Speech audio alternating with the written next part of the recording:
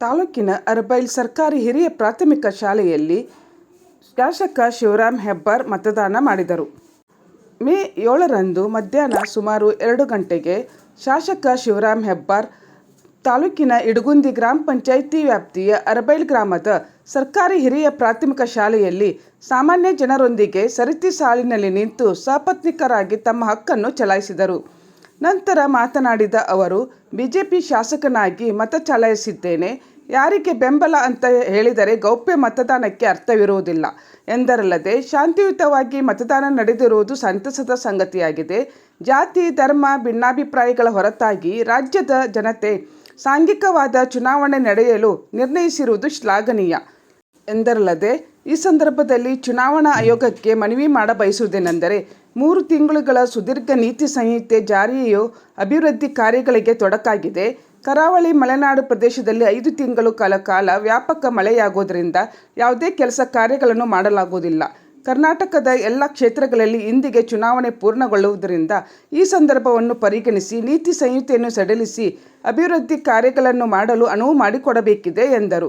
ಈ ಸಂದರ್ಭದಲ್ಲಿ ಅವರ ಧರ್ಮಪತ್ನಿ ಮಂಜಾಕ್ಷಿ, ಶಿವರಾಮ್ ಹೆಬ್ಬಾರ್ ಸೇರಿದಂತೆ ಸ್ಥಳೀಯ ಮುಖಂಡರು ಇದ್ದರು. ಅರಬೈಲ್ ಮತಗಟ್ಟೆಯಲ್ಲಿ ವಿಕಲಚೇತನ ವೀಲ್ಚೇರ್ ಮೂಲಕ ಬಂದು ಮತ ಚಲಾಯಿಸಿದರು. ಹಾಗೂ ವಯೋವೃದ್ಧೆ 98 ವರ್ಷದ ಶಾರದಾ ಭಟ್ ಯಾರ ಸಹಾಯ ಪಡೆಯದೆ ಉತ್ಸಾಹದಿಂದ ಬಂದು ಮತ ಚಲಾಯಿಸಿದ್ದು ಕಂಡುಬಂತು. ಕರ್ನಾಟಕದ 2ನೇ ಹಂತದ ಚುನಾವಣೆ, ಕರ್ನಾಟಕ ರಾಜ್ಯದ ಎಲ್ಲ ಚುನಾವಣೆಗಳು ಇವತ್ತಿಗೆ ಮುಕ್ತಾಯ ಆಗುತ್ತೆ. ನಮ್ಮ ಭಾವನೆ ಇರತಕ್ಕಂಥದ್ದು, ನಮ್ಮ ಬೇಡಿಕೆ ಇರತಕ್ಕಂಥದ್ದು ಚುನಾವಣೆ ಕಮಿಷನಿಗೆ 3 ತಿಂಗಳ ಈ ರೀತಿಯ ಕೋಡ್ ಆಫ್ ಕಂಡಕ್ಟ್ ಇರೋದರಿಂದ ಬಹಳ ದೊಡ್ಡ ಪ್ರಮಾಣದಲ್ಲಿ ಅಭಿವೃದ್ಧಿ ಕಾರ್ಯಗಳಿಗೆ, ಕುಡಿಯೋ ನೀರುಗಳಿಗೂ ಕೂಡ ಆತಂಕವನ್ನು ವ್ಯಕ್ತಪಡಿಸ್ತಕ್ಕಂಥ ಸ್ಥಿತಿ ನೋಡಿದ್ದೇವೆ.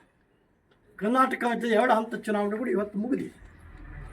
ಈಗಲಾದರೂ ಈ ಕಡಿವಾಣ ಇದಕ್ಕೆ ರಿಲ್ಯಾಕ್ಸೇಷನ್ ಕೊಟ್ಟು, ಕಾರಣ ಮಲೆನಾಡು ಜಿಲ್ಲೆ, ಕರಾವಳಿ ಜಿಲ್ಲೆ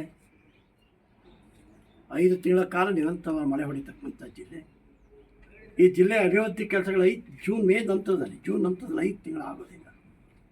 ಒಂದು ವರ್ಷದಲ್ಲಿ 8 ತಿಂಗಳ ನಾವು ಅಭಿವೃದ್ಧಿ ವಂಚಿತರಾಗಿ ಬದುಕಬೇಕಾದಂಥ ಪರಿಸ್ಥಿತಿ ಎದುರಾಗುತ್ತೆ.